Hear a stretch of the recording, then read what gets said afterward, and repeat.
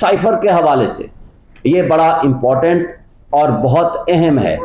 ایک بات تو آپ کو بتا دیں، سائفر کے حوالے سے یہ میٹر، سائفر اوریجنل کس کے پاس ہوتا ہے؟ سائفر اوریجنل ہوتا ہے منسٹری آف فارن افیئرس کے پاس. ایک کاپی اس کی ہوتی ہے، دوسری اس کی کاپی بھی نہیں بنتی، وہ کوڈڈ فارم میں ہوتا ہے. اس کا مفہوم لکھ کے سیکرٹری فارن افیئرس وہ 4 اشخاص کو بھیجتا ہے: president of Pakistan, prime minister of Pakistan, chief of army staff اور چیئرمین سینٹ آئی تھنک ان کو بھیجتا ہے. اب اس کے اوپر جب پرائم منسٹر صاحب کے پاس وہ کاپی آتی ہے، وہ میٹر کیبنٹ میں جاتا ہے. کیبنٹ میں وہ ڈی کلاسیفائی ہوتا ہے، یعنی کلاسیفائیڈ ڈاکومنٹ وہ نہیں رہا. ڈی کلاسیفائی ہونے کے بعد اس کو ریفر کیا جاتا ہے to the National Security Committee which is the highest forum regarding the security issues. پھر اس کو نیشنل سیکورٹی کمیٹی مارچ کرنے کا حکم دیتی ہے اور منٹس بنتے ہیں، اور وہ ثابت ہوتا ہے کہ ایک فارن اسٹیٹ نے پاکستان کے اندرونی معاملات میں مداخلت کی ہے. اور پھر اس کے بعد اس زمانے میں عمران خان صاحب ایک کمیشن بناتے ہیں جنرل ریٹائرڈ طارق کی سربراہی میں، جو کہ وہ معذرت کر لیتے ہیں. اس دوران سپیکر کے ذریعے اور پریزیڈنٹ صاحب کے ذریعے چیف جسٹس آف پاکستان کو سائفر کے وہ کنٹینٹس بھیجے جاتے ہیں اور ان کو ریکویسٹ کی جاتی ہے کہ آپ اس کے اوپر کمیشن بنائیں، جوڈیشل کمیشن، کیونکہ یہ ملک کی سالمیت کا سوال ہے، ملک کی خود مختاری کا سوال ہے، تو اس کے اوپر کمیشن نہیں بنتا. پھر اس دوران ووٹ آف نو کانفیڈنس ہو جاتی ہے.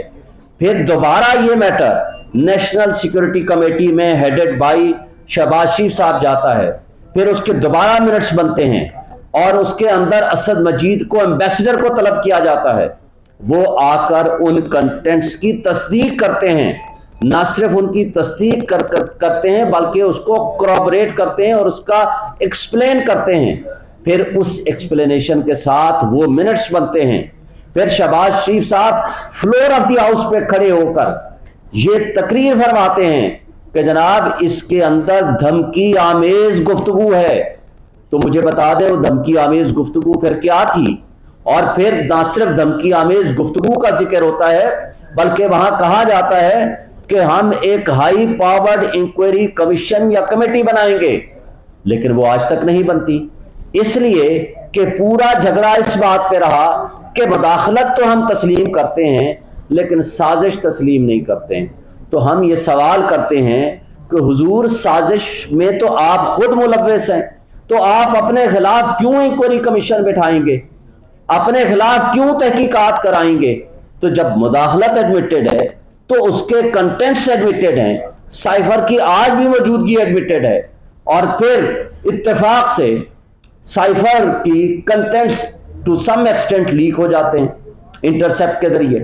جب سوال کیا جاتا ہے امریکی ترجمان سے تو وہ اس کو ڈینائی نہیں کرتے، تو وہ کہتے ہیں کہ 2 سفیروں کے درمیان ہونے والی گفتگو ہے، لہٰذا یہ اسٹیٹ لیول پہ ہم نے نہیں کیا.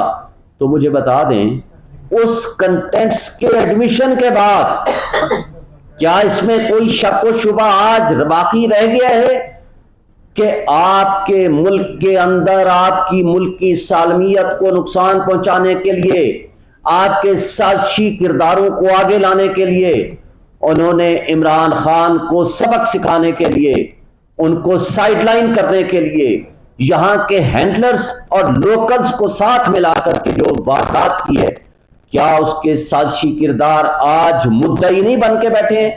یعنی جو مجرم ہونے چاہیے اس قوم کے آج وہ مدعی بن کے بیٹھے ہیں، اور جن کو یہ کریڈٹ جاتا ہے کہ انہوں نے ملک کی سالمیت کی خاطر سٹینڈ لیا، جنہوں نے ملک کی خود مختاری کے اوپر سٹینڈ لیا، آج ان کو آپ ملزم بنا کے بیٹھتے ہیں. یہ کتنی افسوسناک بات ہے.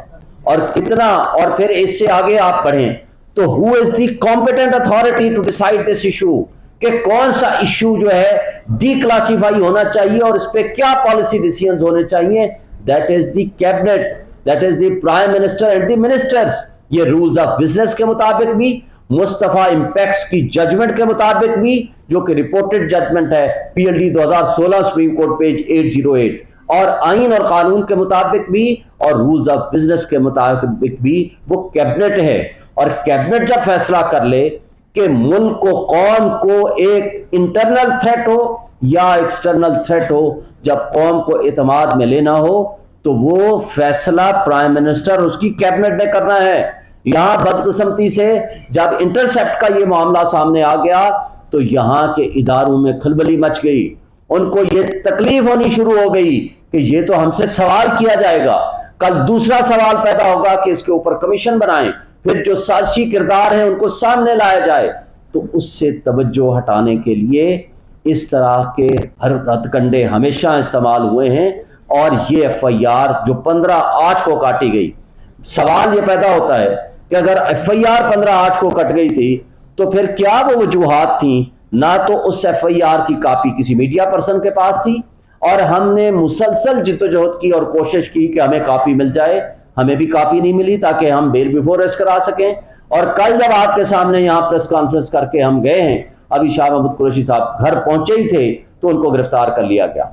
मीनिंग दियर भाई, आज वो इमरान खान के साथ खड़े हैं, वो पाकिस्तान की सबसे बड़ी पार्टी की एक लिहाज से इमरान खान के बाद सीनियर मोस्ट लीडरशिप में आते हैं, इसलिए उनको गिरफ्तार किया जाना जरूरी था ताकि एक पॉलिटिकल विक्टिमाइजेशन के जरिए जो PTI को क्रश करने की एक पॉलिसी चल रही है उस पे अमल दरामद हो सके, और उस जरिए से ये सबक सिखा सकें कि आप खान साहब के साथ क्यों खड़े हैं। प्रेस कॉन्फ्रेंस अगर अदरवाइज होती, अगर in favour of the against the Imran Khan और PTI होती, तो अगले दिन सारे गुनाह माफ हो जाते, फिर ना मिलिट्री एक्ट लगता, ना कोई और मुकदमा होता, ना किसी किस्म की कोई और वारदात होती।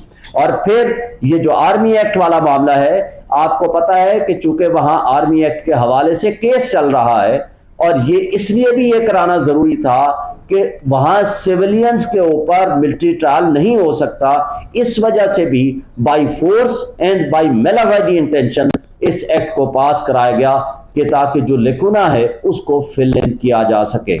और इसके साथ साथ मैं आपसे एक गुजारिश करूंगा कि हमारे मीडिया वाले दोस्त और हमारे सोशल मीडिया वाले और सारे हक सच बताएं, लोगों को वो हक और सच की तलकीन करें। और इसलिए कि जो आज आईनी हुकूक मुअत्तल हो चुके हैं हमारे पाकिस्तानियों के, जिस तरह का तर्ज अमल PTI के साथ और PTI के वर्कर के साथ किया जा रहा है, ये बहुत बड़ा जुल्म है, ज्यादती है, और इस पे आप सबका फर्ज है कि आप बात करें। Thank you. बिस्मिल्लाहिर्रहमानिर्रहीम। 2 मिनट बस।